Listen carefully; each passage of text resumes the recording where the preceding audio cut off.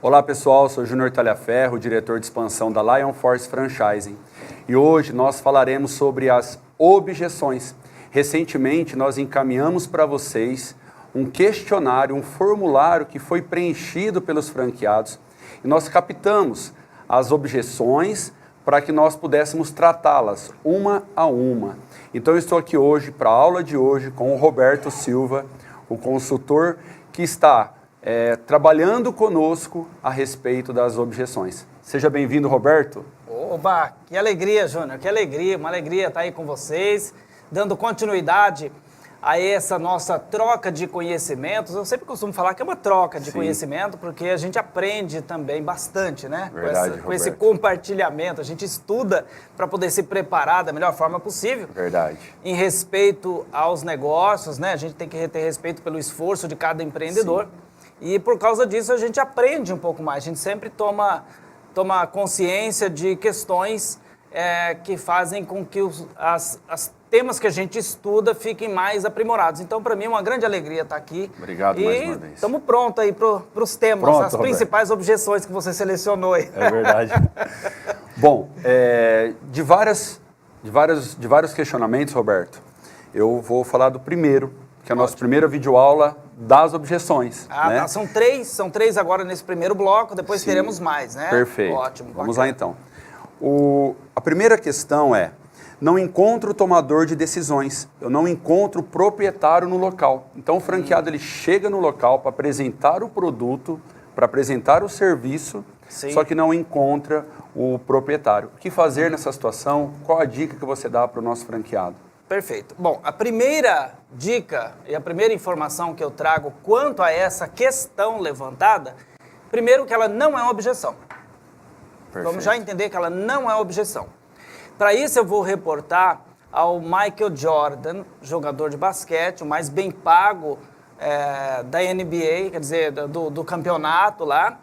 E recentemente numa campanha publicitária, e ele foi questionado a respeito do seu sucesso, ele disse o seguinte: olha, se eu for calcular que eu jogo 2 a 3 vezes por semana, a idade que eu tenho, quando eu comecei a jogar e a quantidade de erros que eu cometo jogando, em média, cada jogo, significa que eu devo ter errado 27 mil vezes durante toda a minha carreira. Perfeito. 27 mil vezes, ele disse que errou. E aí ele disse o seguinte: talvez o motivo do meu sucesso é que ninguém tenha errado mais que eu. Veja bem, olha a inversão que ele fez. Ele não quis dizer aquilo que ele faz de certo, naquilo que ele acerta, mas ele disse que ele está propenso a errar, ele aceita que o erro faz parte do negócio. Tudo bem. Se nós partirmos do princípio que o que ele falou é relevante, nós precisaremos considerar que o mesmo nós podemos falar de um jogador de futebol que sempre está meio que bem posicionado e de repente a bola não chega no pé dele.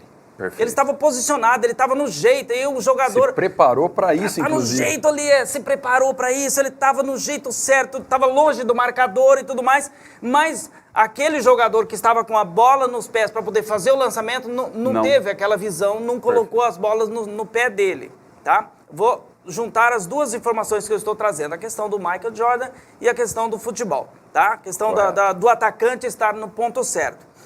Veja bem, o que proporciona que você tenha 50% pelo menos de chance de acerto é você se posicionar, é você estar bem, estar predisposto a fechar negócio. O outro 50% diz respeito a uma série de variáveis fora do nosso controle.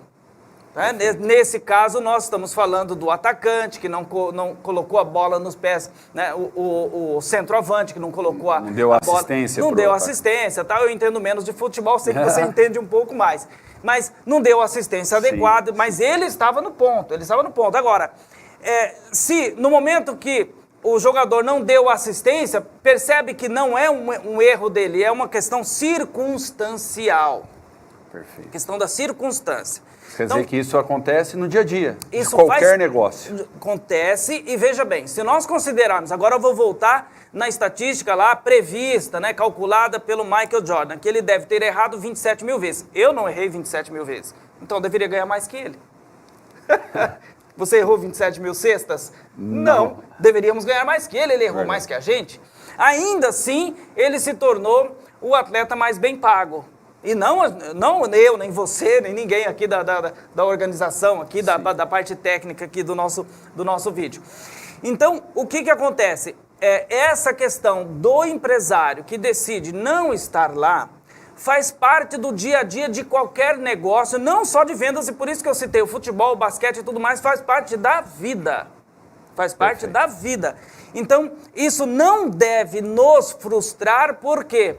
Porque isso faz parte da sua construção de negócio. Você percebe que em todos os treinamentos, livros, vídeos que eu ouço de pessoas falando de vendas e tudo mais, sempre diz o seguinte: o vendedor tem que ser persistente. Você já ouviu isso? Sim, sempre. Tem que ser determinado, ele tem que ser incansável, ele ouviu um não, ele tem que continuar com a mesma energia, ele ouviu outro não, ele continua com a mesma energia, e aí 5 horas da tarde ele ouve o seu primeiro sim e ganha o dia. Um sim é capaz de resolver 8 nãos ao longo do dia, porque a potência desse sim, o valor que ele é muito maior do que qualquer não. Então, tudo isso demonstra que, na verdade, aquela característica do vendedor de ser persistente, de não desistir, de saber que o não faz parte da construção de um processo e tudo mais, que diferencia o vendedor de sucesso do vendedor que desiste muito cedo. Porque existe 2 tipos o vendedor de sucesso e o vendedor que desiste. Só existe isso. Tá?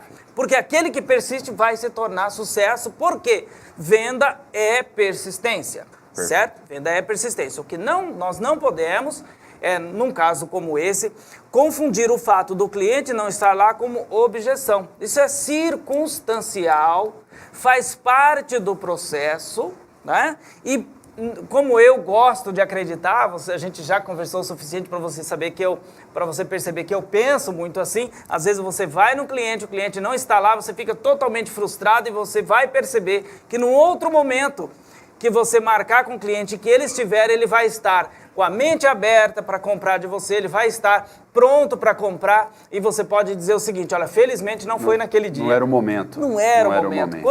Quando as coisas não estão conspirando em seu favor, isso não é uma live de coisas abstratas, não. Nós estamos falando de coisa prática da venda. Só que na prática eu percebo isso. Às vezes eu marco com um determinado cliente para apresentar um projeto e tudo mais, e aí eu percebo que não dá certo e tudo. Aí marco para daqui uma semana depois, as coisas se mudaram, o cenário mudou, as condições mudaram e ficou tudo tão redondo para fechar o negócio que eu sempre digo: ainda bem que não deu certo da outra vez. Você fala sempre isso. Eu falo porque eu vejo isso, não é questão de crer. Isso para mim acontece todo momento, todo momento. E quanto mais a gente tiver ciência disso, não é questão de crença, não, é questão de ciência. Sim, perfeito. Na verdade? Então, para a gente não se frustrar com isso. Então, eu gostaria de colaborar com esse tema, não dizendo que é uma objeção, mas que são circunstâncias relativas à venda, relativas a transporte, que você chega para entregar um produto e chega lá, não tem quem recebe, relativo a negócio, você como empresário sabe que às vezes você marca uma reunião, a pessoa não pôde vir, aí você fala: puxa vida... Até mesmo com a gente, as pessoas marcam, muitas vezes a gente não pode atender. A gente não pode atender. Tudo mais. Rotineiro. Rotineiro. E aí, você deve ter acontecido também, a pessoa marca para outro dia, no outro dia você está pronto, você está com os elementos para poder fechar. Para ela foi melhor que você não atendesse antes. Perfeito. Então, não é questão de crença, em circunstância não, mas é que isso é a prática. Às vezes o universo está conspirando a nosso favor e a gente reclama. Então, assim, visitar um cliente e ele não estar, não é objeção. São circunstâncias que fazem parte do negócio e que a gente, lidando com isso positivamente, a gente sempre vai ter um dia mais agradável, mais positivo e fecharemos mais negócios. Isso é o que eu realmente percebo, não só acredito, como percebo também. Ok, Roberto. Bom, pessoal, esse foi o primeiro vídeo das objeções que, como o Roberto falou, não é uma objeção, é algo rotineiro. Até o próximo vídeo.